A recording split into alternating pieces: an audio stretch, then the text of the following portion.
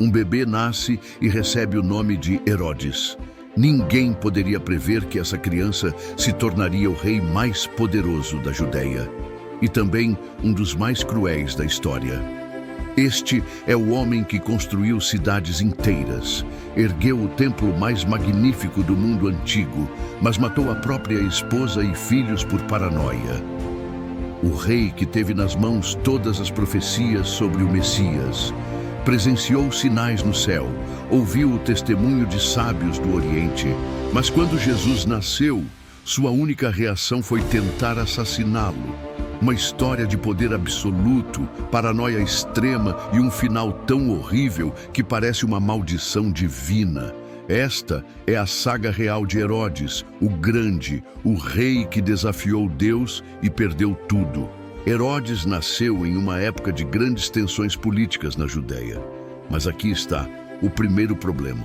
Ele não era judeu de verdade. Sua família vinha de Edom.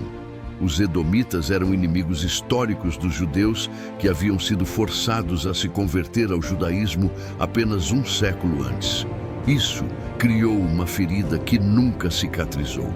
Mesmo sendo tecnicamente judeu, Herodes era visto como um estrangeiro, um impostor no trono de Davi.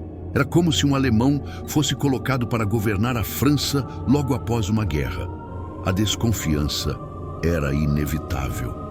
Quando a dinastia Asmoneia, que governava a Judéia independentemente, entrou em colapso por disputas internas, Roma viu sua chance. Em 63 a.C., o general Pompeu foi chamado para resolver a situação. Ele sitiou Jerusalém e, embora permitisse que os asmoneus mantivessem algum controle, instalou um governador romano. Foi nesse cenário caótico que Herodes se destacou. Em 44 a.C., após o assassinato de Júlio César, ele foi nomeado governador da Galileia. Sua postura era implacável e sua lealdade a Roma absoluta, o que obviamente não agradava aos judeus que o viam como um colaborador dos opressores. Em 40 a.C., Herodes fez uma aliança estratégica com Marco Antônio, um dos principais líderes romanos. Marco Antônio convenceu o Senado romano a nomeá-lo Rei dos Judeus, um título que ao mesmo tempo lhe dava poder legítimo e o autorizava a atacar os antigos governantes asmoneus. O que se seguiu foi um cerco sangrento a Jerusalém. Herodes derrotou os asmoneus e tomou o controle da cidade. Para tentar se legitimar perante o povo judeu, ele se casou com Mariane, uma princesa da dinastia Asmoneia. Mas nem isso apagou a marca de rei imposto por Roma, que carregava. Herodes governou a Judéia por mais de 30 anos, mas seu reinado foi marcado por uma paranoia crescente. Ele sabia que sua posição era frágil e que muitos não o aceitavam como rei legítimo. Essa insegurança o transformou em um monstro. Para consolidar seu poder e eliminar qualquer ameaça, Herodes iniciou uma série de assassinatos dentro de sua própria família. Após 13 anos de casamento, mandou matar sua própria esposa Mariane, a mesma que havia se casado para legitimar sua posição. Depois executou sua sogra e seus 2 filhos, todos vistos como possíveis rivais ao trono. Ele também mandou executar Aristóbulo, o herdeiro do trono asmoneu, e outros membros da antiga dinastia. Mas a carnificina não parou aí. Para enfraquecer qualquer oposição organizada, Herodes tomou medidas drásticas contra o Sinédrio, o conselho judaico mais influente da época, composto pelos principais estudiosos e líderes religiosos de Israel. Num ato de brutalidade calculada, ele mandou executar 45 membros do Sinédrio, incluindo grandes rabinos e especialistas da Torá. Essas execuções eliminaram a oposição intelectual e religiosa, deixando Herodes livre para exercer poder absoluto. O próprio imperador romano, César Augusto, ao saber dos assassinatos na família de Herodes, fez uma observação sarcástica que se tornou famosa. É mais seguro ser porco de Herodes do que seu filho. Era chamado de Herodes, o Grande, por suas construções monumentais. Seu projeto mais ambicioso foi a expansão do segundo templo de Jerusalém, iniciada por volta de 20 a.C. Ele não apenas reformou o templo, ele o transformou numa das maravilhas do mundo antigo. O templo de Herodes era gigantesco. Sua área era quase 2 vezes maior que o Coliseu de Roma. As pedras eram tão perfeitamente cortadas que não precisavam de argamassa. Algumas pesavam mais de 100 toneladas. O complexo incluía pátios magníficos, colunatas impressionantes e uma arquitetura que deixava os visitantes boquiabertos. Mas aqui está a ironia. Herodes construiu a casa de Deus, mas não conhecia a Deus. Ele reformou o templo onde o Messias seria apresentado, mas tentaria matar esse mesmo Messias. Além do templo, Herodes fundou Cesareia Marítima, uma cidade que se tornaria o centro administrativo e comercial mais importante da região. Ele construiu um enorme porto artificial que permitiu o acesso ao mar Mediterrâneo e revolucionou o comércio regional. A cidade foi nomeada em honra ao imperador romano César Augusto, mais uma demonstração de sua lealdade a Roma. Cesareia tinha teatros, hipódromos, palácios e aquedutos que transportavam água fresca de fontes distantes. Em Massada, no topo de uma montanha no deserto da Judéia, Herodes construiu uma das fortalezas mais impressionantes da antiguidade.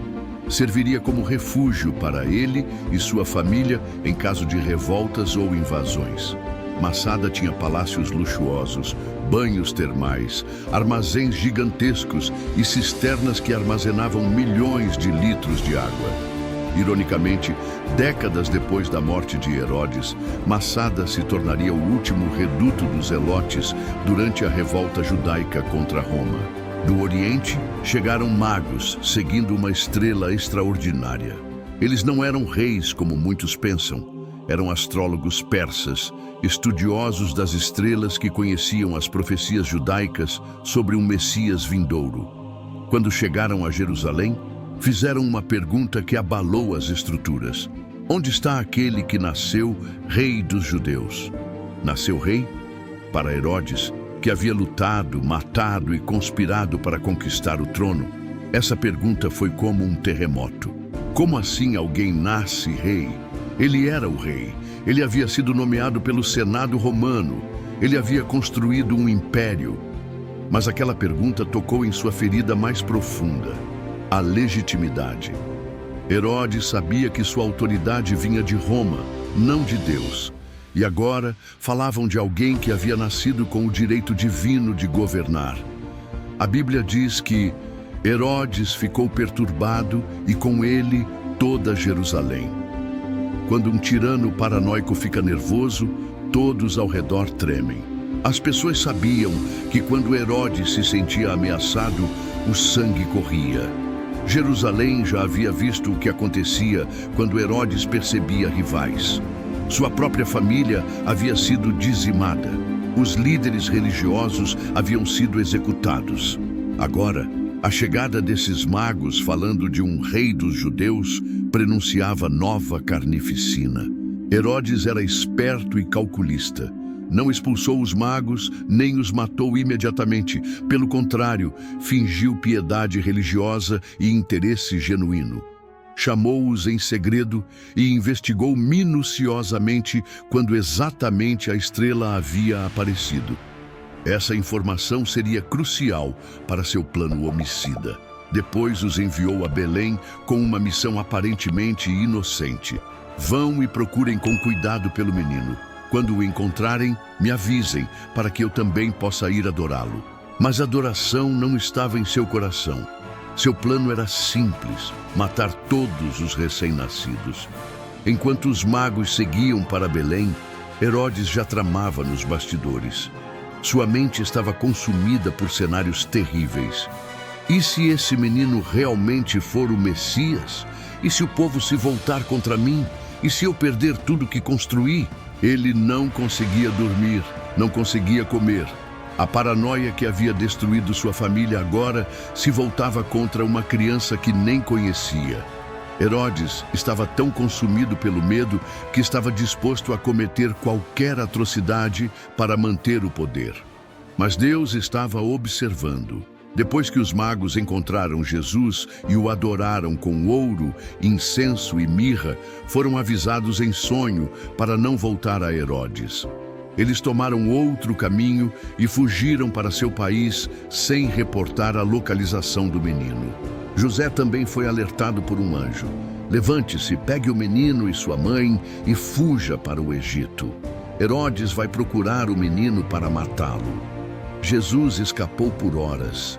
Enquanto Herodes esperava o retorno dos magos, a Sagrada Família já estava a caminho do Egito, protegida pela providência divina. Quando Herodes percebeu que os magos o haviam enganado, sua fúria explodiu como um vulcão em erupção. Ele havia sido humilhado, enganado por estrangeiros que vieram adorar um rival ao seu trono. Se não sabia qual menino era o Messias, mataria todos. Baseado nas informações que havia coletado dos magos sobre quando a estrela apareceu, ordenou a execução de todos os meninos de Belém e região com menos de 2 anos de idade. O que aconteceu naquela noite foi um dos crimes mais horríveis da história. Soldados romanos e guardas de Herodes invadiram casas em Belém. Bebês foram arrancados dos braços das mães.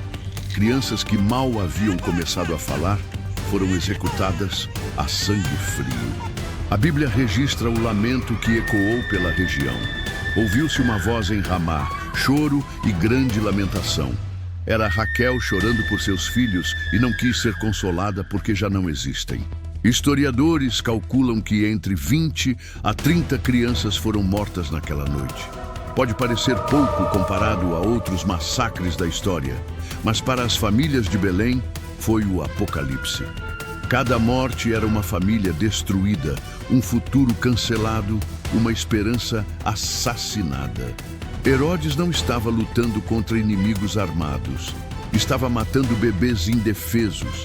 Sua obsessão pelo poder o havia transformado num monstro que não hesitava em derramar sangue inocente. Ele acreditou que havia vencido. O suposto rei dos judeus estava morto. Pelo menos era o que pensava. Herodes dormiu naquela noite achando que havia protegido seu trono, mas havia apenas selado sua própria condenação. Poucos anos depois do massacre, a própria morte veio buscar Herodes. E que morte terrível! Herodes morreu de uma doença repulsiva e debilitante que parecia ser uma punição divina. A enfermidade começou com febres intensas, seguidas por uma coceira insuportável que se espalhou por toda a sua pele. Dores constantes nos intestinos o atormentavam dia e noite. Seus pés incharam de forma grotesca, cobertos por tumores e feridas abertas. Mas o pior ainda estava por vir. Herodes desenvolveu gangrena. Seu corpo começou a apodrecer enquanto ainda estava vivo. Vermes apareceram, indicando decomposição interna. O cheiro era tão nauseante que as pessoas mal conseguiam ficar no mesmo ambiente.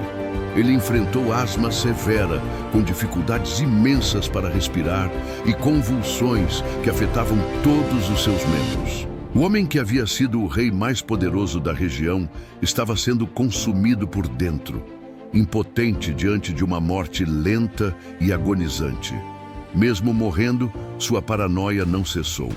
Herodes sabia que era odiado pelo povo e temia que ninguém lamentasse sua morte. Então, num último ato de crueldade, ordenou a execução de centenas de líderes judeus no dia do seu funeral, para garantir que haveria choro e lamentação em Israel. Felizmente, essa ordem não foi cumprida após sua morte, mas revela o quanto sua alma estava corrompida. Até o último momento, Herodes pensava apenas em si mesmo, em seu legado, em como seria lembrado. Herodes morreu entre os anos 5 e 4 a.C., marcando o fim de uma era. Seu reino foi dividido entre seus 3 filhos sobreviventes, Arquelau, Herodes Antipas e Felipe I. Arquelau governou a Judéia, incluindo Jerusalém, mas seu governo foi tão brutal que foi banido pelos romanos para a Gália, no ano 6 d.C. Herodes Antipas recebeu a Galileia e a Pérea. Ele seria o responsável pela execução de João Batista e zombaria de Jesus durante seu julgamento. Filipe governou territórios ao norte, tendo um reinado mais pacífico até sua morte precoce, em 34 d.C. Nenhum dos filhos de Herodes obteve o título de rei como o pai. Roma havia aprendido a lição. Não queria mais um monarca com tanto poder concentrado. A Judéia estava agora sob controle mais direto do império, preparando o cenário para os eventos que culminariam na destruição de Jerusalém em 70 d.C. Enquanto Herodes morria sendo devorado por vermes no Egito, Jesus crescia em segurança sob a proteção de José e Maria. Depois da morte de Herodes, a família retornou e se estabeleceu em Nazaré, onde Jesus cresceria como um menino normal. O contraste é impressionante. Herodes, o grande rei, morreu sozinho, odiado, consumido pelo medo. Jesus, o verdadeiro rei, crescia em humildade, preparando-se para um reino que não teria fim. O menino que Herodes tentou matar se tornou o homem que mudou a história para sempre. Enquanto os palácios de Herodes viraram ruínas turísticas, as palavras de Jesus ecoam em todos os continentes. Herodes construiu monumentos de pedra que desmoronaram. Jesus construiu um reino de corações que continua crescendo. Herodes governou por medo e morreu aterrorizado. Jesus reinou por amor e, mesmo morrendo, ressuscitou. Herodes tentou impedir os planos de Deus, mas apenas cumpriu outra profecia. A fuga para o Egito também estava escrita nas Escrituras. Herodes mantinha uma relação complicada com a religião judaica. Embora tecnicamente judeu, sua linhagem edomita e sua lealdade a Roma sempre geraram desconfiança entre os líderes religiosos e o povo mais conservador. Ele tentava manter as aparências, apresentando-se como defensor das tradições religiosas, mas suas ações contradiziam suas palavras. Herodes construía templos pagãos e instalava estátuas de deuses romanos em várias partes do reino. Violações claras das tradições judaicas. A expansão do Templo de Jerusalém não foi apenas um ato religioso, foi uma jogada política genial. Herodes sabia que precisava conquistar o coração do povo judeu, e nada seria mais eficaz do que dar-lhes o templo mais magnífico da história. Mas havia uma contradição cruel. O homem que construiu a casa de Deus rejeitou o próprio Deus. Herodes reformou o lugar onde o Messias seria apresentado, mas tentou matar esse mesmo Messias quando ele nasceu. Esta história não é apenas sobre um rei antigo, é sobre a natureza humana. Quantas vezes agimos como Herodes? Sabemos que Jesus é rei, ouvimos sobre ele, até o respeitamos publicamente, mas não queremos entregar o controle da nossa vida. Herodes tinha medo de perder o trono físico. Nós temos medo de perder o controle das nossas decisões, dos nossos planos, da nossa agenda. Ele queria ser adorado pelo povo. Nós queremos ser o centro da nossa própria história. Herodes teve todas as oportunidades de reconhecer Jesus. Ele tinha acesso às profecias, viu os sinais celestiais, ouviu o testemunho dos magos, mas sua natureza orgulhosa e controladora o impediu de se curvar diante do verdadeiro rei. Jesus não veio apenas para nascer em Belém há 2000 anos. Ele quer nascer no seu coração hoje. Mas isso requer que você saia do trono da sua vida e o deixe reinar. A diferença entre você e Herodes é que ele nunca teve uma segunda chance. Quando rejeitou a Jesus, selou seu destino. Você ainda tem tempo. Você ainda pode escolher diferente. Herodes morreu acreditando que havia vencido. Seus palácios ruíram, sua dinastia desapareceu. Seu nome hoje é sinônimo de crueldade. Jesus morreu na cruz, mas ressuscitou. Seu reino não tem fim. Seu nome é adorado em todos os continentes. Bilhões de pessoas o seguem voluntariamente, não por medo, mas por amor. A moral desta história é simples e poderosa. Ninguém pode impedir os planos de Deus, nem mesmo um rei poderoso, cercado de exércitos, protegido por muralhas e fortalezas. Quando Deus decide agir, nada no universo pode detê-lo. Herodes tentou matar Jesus, mas apenas cumpriu as profecias sobre o Messias. Ele pensou que estava protegendo seu reino, mas estava preparando o caminho para o reino de Deus. Herodes teve todas as chances de reconhecer Jesus. Teve acesso às profecias, viu os sinais, ouviu os testemunhos, mas escolheu o orgulho ao invés da humildade, o controle ao invés da entrega, o medo ao invés da fé. E você? Vai repetir o erro de Herodes ou vai se curvar diante do verdadeiro rei? O trono do seu coração ainda está vago. Jesus está batendo na porta, não como um conquistador que invade, mas como um rei que pede permissão para entrar. A escolha é sua. Mas lembre-se, essa escolha define não apenas sua vida, mas seu destino eterno. Se esta mensagem tocou seu coração, deixe seu like e se inscreva no canal. Ative o sininho para não perder nossos próximos vídeos sobre as grandes figuras da história bíblica. E nos comentários, me diga, qual foi a parte da história de Herodes que mais te impactou? Foi a brutalidade do massacre? A ironia de construir o templo onde Jesus seria apresentado? Ou talvez o contraste entre sua morte horrível e a ressurreição de Jesus? Compartilhe este vídeo com alguém que precisa conhecer a diferença entre governar por medo e reinar por amor. Até o próximo vídeo e lembre-se, o verdadeiro rei já veio, ele venceu a morte e ele quer reinar na sua vida. Deus abençoe.